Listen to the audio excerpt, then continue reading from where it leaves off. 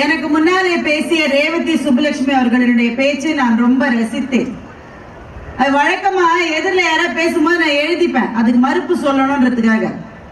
இவங்க பேசின இந்த ஆவேசத்துல காத்து அப்படி தள்ளுதா, எழுதவே முடியல அவங்க என்ன பேசினாங்க. இப்படி அடிக்கிற காத்துலயும் மழையும் இவ்வளவு ஆவேசமா பேச ரேவதியால தான் முடியும். ரேவதி சுப்புலட்சுமியை பார்த்தா ஆனா ரொம்ப பரிதாபமா இருக்குல்ல. ஒரு ஆளுக்கு ஒரு நல்ல ஃப்ரெண்டு கூட வாழ்க்கையில கிடைக்காம இருந்தா அது எவ்வளவு பரிதாபம் பாருங்க. நான் பேச வந்தவங்க டீ தெரியுங்க, அந்த அம்மா கோச்சுக்குவாங்க. ஏங்க இந்நேரம் டீ கூடாது ரோதனை பற்றி நீங்க தைரியமா பேசுங்க. எதிர்கட்சியினுடைய சதி நடுவர் அவர்களே. ஆமாமா, ஆனா டீ குடிக்கிறதுலாம் உங்க கட்சி தான். பாத்து குடிங்கம்மா, அவங்க கொஞ்சம் வச்சிருக்கம்மா. இதுதான் நட்பு. ரேவதிக்கு ஒரு நல்ல ஃப்ரெண்டு கூட கிடைக்கலன்னு நினைச்சா எனக்கே ரொம்ப வருத்தமா இருக்கு. எவ்வளவு இழந்திருக்காங்க பாருங்க வாழ்க்கையில. ஏமா நீங்க என்ன நினைக்கிறீங்க? அவங்க வந்த உடனே சொல்றாங்க 2 நண்பர்கள் இருக்காங்களாம், நடுவுல ஒரு பெண்ணு வந்த உடனே அந்த நட்பு பிரிஞ்சு போயிருமா. நட்புன்றது அவ்வளவு சாதாரணமா நினைச்சிருக்கீங்களா நீங்க? 2 ஃப்ரெண்ட்ஸ் இருந்தா ஒருத்தர் மச்சான் கூட்டுமா. எதனால மச்சான் கூட்டுக்கிறான்? இந்த நண்பனுடைய சகோதரியை இவன் காதலிக்க போறானதுக்கு அர்த்தம் இல்ல. தன்னுடைய நண்பன் எந்த பெண்ணை காதலித்தாலும் அவள் இவனுக்கு சகோதரி போலன்றதுக்காக ஒருத்தர் மச்சான கூட்டுறான். இது கூட தெரியலையம்மா உங்களுக்கு. இவங்க கல்லூரியில துணை முதல்வர் வேற இருக்காரு. என்னதான் பிள்ளைங்களை நீங்க புரிஞ்சுட்டு பாடம் சொல்லி தர போறீங்கன்னு தெரியல. கவிதா என்ன தப்பு பண்ணாங்க? டீ சாப்பிடுறதா இல்ல. நீங்க இப்ப நடுவர், எனக்கு எதிரில் பேசுற பேச்சாளர் இல்ல, அத நினைவுல வச்சுக்கணும். நீங்க என்னென்ன வேற கடலூருக்கு வந்து நான் படுற பாரு. அவங்க சிங்கப்பூருக்கு பிள்ளைய கூட்டிட்டு போயிருக்காங்க. போனாங்களா? சொல்லாம போயிருக்கணும். அவங்கதான் பேஸ்புக்ல போட்டுருக்காங்க, அப்புறம் எப்படி சொல்லாம போறது? இப்போ எதை இவங்க உடனே கேக்குறாங்க, பிள்ளையதான கூட்டிட்டு போனீங்க, ஃப்ரெண்ட கூட்டிட்டு போல. வாஸ்தவம், ஃப்ரெண்ட கூட்டிட்டு போல. ஆனா பிள்ளைய கூட்டிட்டு கவிதா சிங்கப்பூருக்கு போனார்கள் என்ற உடனேயே உண்மையில சொல்லுங்க, எத்தனை உறவுக்காரர்கள் அதை சந்தோஷமாக எங்க பிள்ளை சிங்கப்பூர் மட்டும் போயிட்டு வந்தாலும் எத்தனை உறவுக்காரர்கள் சொல்லிருப்பாங்க சொல்லுங்க. நீங்க வந்த வாழ்வு நேற்றுக்கு எப்படி இருந்துச்சுன்னு தெரியாதா? சொல்லுவாங்களா இல்லையா? உறவுக்காரங்க சொல்லுவாங்க, போஸ்டர் அடிச்சு கூட ஒட்டுவாங்க. ஆனால் நண்பர்கள் எப்போதும் வெற்றிகரமாக சென்று வாருங்கள் கவிதா என்று வாழ்த்துகிற நெஞ்சம் எப்போதுமே ஒரு நட்பினுடைய நெஞ்சமாகத்தான் இருக்க முடியும். சிங்கப்பூருக்கு கூப்பிட்டதே ஃப்ரெண்ட்ஸ் தான். ஆமா, அந்த ஃப்ரெண்ட்ஸ் எங்களுக்கு இல்லன்றத நடுவர் சொல்றாரு. இப்போ ராஜ்குமார் பாருங்க எவ்வளவு பரிதாபமா இருக்காரு. ரேவதி சொல்றாங்க அவரை பார்த்தா லேகிய வைக்கிறவர் மாதிரி இருக்கு. தெரியலையம்மா, ராஜபாளையம் போய் விசாரிக்கணும். பேசலாங்க, இந்த மாதிரி சொர்ண கஷ்டம் எல்லாம் பேசக்கூடாது, அராஜகம். அவங்க ரேவதி பேசுறதுலயே ரொம்ப ரொம்ப அராஜகமானது எதுனாக்க, ஒரு கல்யாணம் வந்துதாமா, ஃப்ரெண்ட்ஸ் எல்லாம் வந்து மொட்டை மாடிய கெட்ட மாடிய ஆக்கினாங்களாமா தண்ணி அடிச்சு. ஆனா உறவுக்காரங்கள்லாம் ஓடி ஓடி உழைச்சு அந்த கல்யாணம் நடக்கிறதுக்கு பாடுபட்டாங்களாம். எங்க பொய் சொன்னாலும் பொறுத்து சொல்லுங்க. எத்தனை கல்யாணம் இன்விடேஷன்ல ஒரு உறவுக்காரனுடைய பேரை சரியா போடலன்றதுக்கா எத்தனை கல்யாணம் நின்று இருக்கு சொல்லுங்க. கோச்சிட்டு போயிருவான். ஆமா, இப்ப எல்லாம் இந்த போஸ்ட் அடிச்சு ஒட்டுறாங்க, கல்யாணத்துல உறவுக்காரங்க பேரெல்லாம் போடுறாங்க. அந்த உறவுக்காரங்கள யாராவது ஒரு சித்தப்பா, ஒரு பெரியப்பா, ஒரு அத்தை, மச்சான் யார் பேரையாவது நீங்க போட வேண்டாம். அந்த ஃபாண்ட் சைஸ கொஞ்சம் கம்மி பண்ணி அடிச்சு பாருங்களேன், கல்யாணம் நடந்துரும். நீங்க கல்யாணத்துக்கு உறவுக்காரங்களை கூப்பிட போறீங்களா? எப்படி போவீங்க? நீங்களும் உங்க வீட்டுக்காரமாவும் போகணும், அவங்களும் அவங்க வீட்டுக்காரமாவும் இருக்கும் போது போகணும். நீங்க போற நேரம் வீட்டுக்காரமா இல்லைன்னா அது வராது. என்ன மதிக்கல அவங்க. இந்த உறவுகள் இப்படி இருக்கும். ஆனா நண்பன் அவன் பெரிய பணக்காரனா இருப்பான், ஆனா கடைசி பந்தியில சாம்பார் வாழைய தூக்கிக்கிட்டு அவனுடைய சட்டையெல்லாம் சாம்பார் ஆக்கிட்டு சர்வ் பண்ணிட்டு இருக்கிறவன் நண்பனா இருப்பானா உறவுக்காரனா இருப்பான்? கடைசியில சாப்பிட்டு கண்ணாடி போயிட்டு போன பார்க்க கூடாது. முன்னாடியே அதெல்லாம் யோசிச்சு பேசிருக்கணும். அண்ணா மாதுவண்ணா பேசுற போது சொன்னாங்க, உங்க அப்பா ஒரு வாய்ப்பாடு கேட்டிருக்காரு, நல்ல விஷயம் தானங்க. இவர் தப்பா சொல்லிருக்காரு, அந்த கேள்விக்கு பதிலே இவர் தப்பா சொல்லிருக்காரு. 1 வயசுல 4 காலுனா 4 வயசுல எத்தனை காலுன்னா 16 காலுன்னு சொல்லியிருக்காரு. அப்பா கண்டிக்கிறார். அம்மா என்ன செய்யணும்? ஒழுங்கா யோசிச்சு பதில் சொல்லுடா இந்த கேள்விக்கு சொல்ல வேண்டிய அம்மா என்ன சொல்றாங்க? என் பிள்ளை கரெக்டா தான் சொல்லியிருக்கான் என்று சொல்லுகிறார்.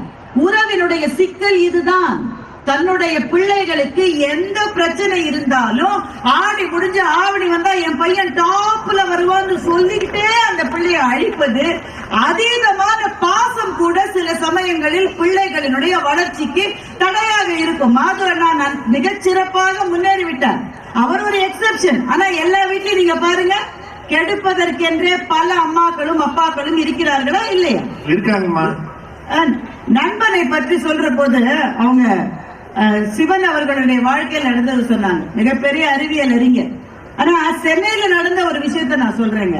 ஒரு அப்பா தன்னுடைய பையன், அவன் 5ஆம் கிளாஸ்லயே 6ஆம் கிளாஸ்லயே படிக்கிற பையன், அந்த பையன் வந்து ஹேர் கட்டுக்கே போக மாட்டான். இப்போ அவனுக்கு ஹேர் கட்டு போகிறதே பிடிக்காது. முடி வளரணும்னு சொல்லுவான். திடீர்னு ஒரு நாள் அந்த குட்டி பையன் அப்பா கிட்ட, அப்பா நீ சலூனுக்கு கூட்டிட்டு போன்னு சொல்லியிருக்கான். ஏன்னா நீ சொல்லவே மாட்டே, நீ சொல்லியிருக்க. அங்க போன உடனே எனக்கு ஃபுல் ஷேவிங் பண்ணுன்னு அந்த பையன் சொல்லியிருக்கான். அப்பாவுக்கு அதிர்ச்சி. ஐயோ அதெல்லாம் செய்யக்கூடாதுன்னா, கோவிலுக்கு போற வேலை செய்யலாமே தவிர சலூன்ல முழு முடியும் எடுக்க கூடாதுன்னு அட்டம் பிடிச்சு அழுது அந்த தொழிலாளியை, முடிவெட்டுகிற அந்த சகோதரரை மொத்த முடியை எடுன்னு அந்த பையன் அடம் பிடிச்சு முழுவதுமாக மொட்டையாக அந்த சலூன் இருந்து வெளில வந்திருக்கான். அடுத்த நாள் அப்பாவுக்கும் அம்மாவுக்கும் ரொம்ப கவலை. ஏன்னா ஸ்கூலுக்கு போற பசங்க எல்லாம் கலாட்டா பண்ணும்ல, அதனால இவங்களும் கூடவே போயிருக்காங்க. அன்னைக்கு போனா அந்த சின்ன பையனுடைய கிளாஸ்ல இருக்கிற எல்லா பாய்ஸும் தங்களுடைய தலையை முழுமையாக மொட்டை எடுத்துக்கொண்டு வகுப்புக்கு வந்திருக்கிறார்கள். உங்களுக்கு ஒண்ணுமே புரியல, எதுக்குடா மொத்த கிளாஸ் இப்படி வந்து நிக்கிறாங்கன்னா, அந்த பசங்க சொல்லிருக்காங்க, அவர்கள் வகுப்பிலே படிக்கிற அவர்களுடைய தோழன் ஒருவனுக்கு கேன்சர் நோய் வந்து விட்டது. அந்த பையன் நீண்ட விடுப்பு எடுத்து 4 மாசத்துக்கு பிறகு அன்னைக்குதான் கிளாஸுக்கு வரப்போறான். அந்த கேன்சர் வியாதி வந்ததனுடைய ட்ரீட்மெண்ட் எடுத்ததுனால அவனுக்கு முடியெல்லாம் கொட்டி அவனுடைய தலையில முடியே இல்லை. அவன் மாத்திரம் முடியில்லாம வகுப்புக்கு வந்தா மன வருத்தப்படுவானேன்னு வகுப்புல இருந்த நண்பர்கள் அத்தனை பேரும் முடி எடுத்துட்டு அன்னைக்கு வந்திருக்காங்கன்னாக்க, சின்னஞ்சிறு மனதிலே இருக்கிற அந்த தோழமைக்கு நிகர் என்ன அங்க இருக்க முடியும்? இந்த உறவு என்பது, நீங்க நியாயமா சொல்லுங்க, தப்பு கண்டுபிடிச்சுட்டே இருக்க இல்லையா? நியாயமா சொல்லுங்க. நீங்க என்னதான் நீங்க செய்தாலும் அதுல ஒரு தவறு என்பது உறவிலே வந்து கொண்டே இருக்கும். ஒப்பிடல் என்பது உறவில இருந்து கொண்டே, அல்லதான் பண்ண இருந்தால் இவனை மாதிரி செய்யல என்ற ஒப்பிடல் வந்து கொண்டே இருக்கும். ஏன்னா இப்போ சொல்ற, தம்பிக்கு மிகச்சிறந்த வேலையோ மிகச்சிறந்த இடத்திலிருந்து பெண்ணோ கிடைச்சா பொறாமைப்படாத அண்ணன்மார்கள் கம்மியா தான் இருப்பாங்க. சொந்த அண்ணன் தம்பி தான், ஆனா பொறாமை என்பது இருக்கும். ஆனால் தன்னுடைய நண்பனுக்கு ஒன்று கிடைக்க வேண்டும் என்பதற்காக தனக்கான எல்லாவற்றையும் விட்டு கொடுக்கிறவன் எப்போதுமே நண்பனாகத்தான் இருப்பான்.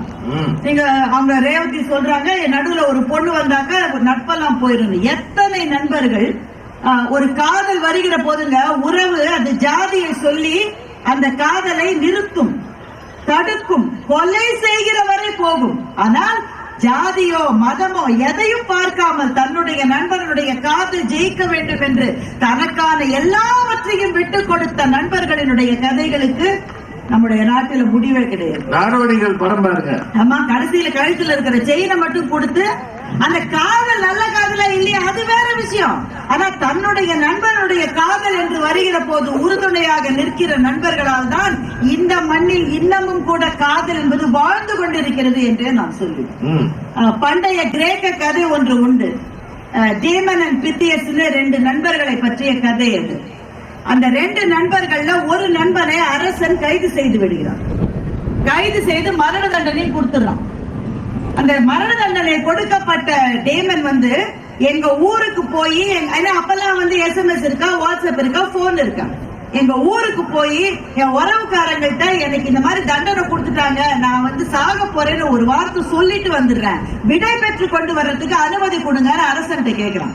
அந்த அரசு சொல்ற, நான் எப்படி விடுவேன் உன்ன, எதை நம்பி உன்னை விடுவேன், நீ அப்படியே ஓடிட்டா என்று சொன்ன போது இவனுடைய நண்பன் பித்தியஸை இவனுக்கு பதிலா பிணை வைத்து விட்டு அவன் போறான். என் நண்பனை எனக்கு பதிலா பிணையா வச்சிருக்கேன், நான் திரும்பி வரலன்னா நீங்க அவனுக்கு மரண தண்டனை கொடுங்கன்னு சொல்லிட்டு இவன் போயிடறான்.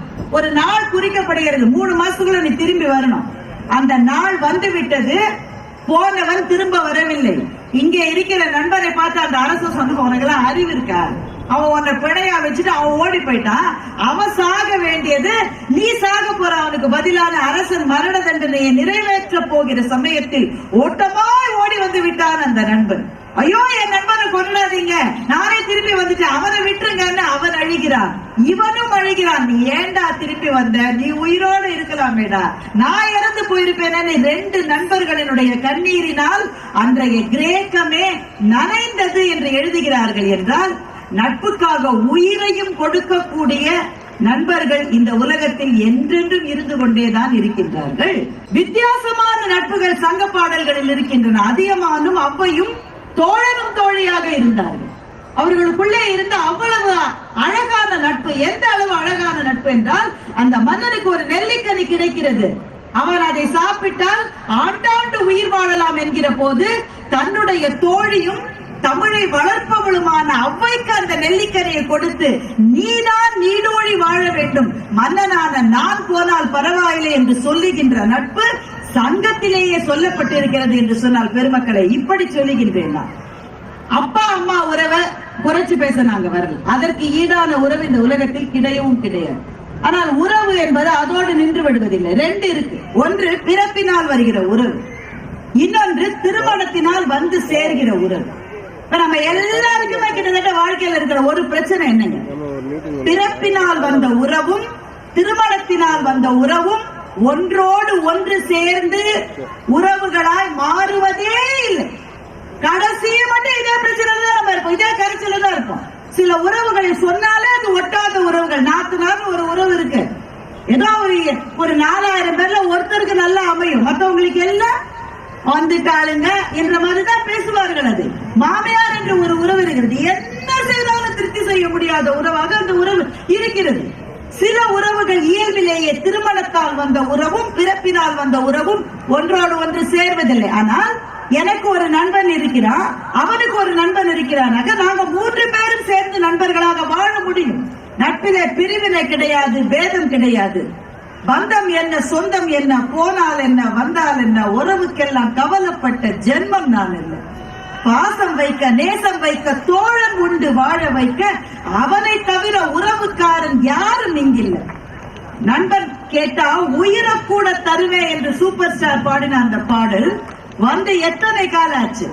உனக்கு நட்புனா என்னன்னு தெரியுமா, தேவானா யாரு தெரியுமான்ற வசனம் இன்றைக்கும் வாழ்ந்து கொண்டிருக்கிறது என்றால் அதை சொன்னவர் சூப்பர் ஸ்டார் என்பதனால் மாத்திரமல்ல, நட்பின் மீது நண்பன் மீது நமக்கு இருக்கிற பாசத்தினால் தான் அது இன்னமும் வாழ்ந்து கொண்டிருக்கிறது என்று சொன்னால், நடுவர் அவர்களே நீங்கள் சொன்னீர்கள் பாரதி இந்த மாதிரியான பொதுக்கூட்டத்தில எல்லாம் பேசி அவருக்கு அவ்வளவாக பழக்கம் கிடையாது. இப்பதான் திருவாரூர்ல பேசிட்டு வந்திருக்கோம். இருந்தாலும் அவர் மீது அவருக்கு ஒரு நல்ல எண்ணம், அதனால் சொல்லி ஓபன் ஏர்ல பேசலன்னு. நம் இருவருக்கும் ஆசானாக இருக்கிற நம்முடைய நடுவர் சாலமன் பாப்பையா அவர்கள் தன்னுடைய மகனுக்கு தியாகமூர்த்தி என்று பெயர் வைத்தார். எதனால் அந்த பெயர் வைக்கப்பட்டது என்றால், அவருடைய 2 நண்பர்களினுடைய பெயரை சுருக்கி தன்னுடைய மகனுக்கு அந்த பெயரை அவர் வைத்திருக்கிறார் என்றால், நம்முடைய ஆசிரியரும் வழிகாட்டியாகவும் இருக்கிறார். அவரே தன் உறவுக்காரர்களை அல்ல, தன் நண்பர்களை நினைத்துத்தான் தன் மகனுக்கு பெயரிட்டிருக்கிறார் என்றால், அவருடைய வழியில் வந்து நீங்கள் மாற்றியா தீர்ப்பு சொல்ல போகிறீர்கள்? நன்றி.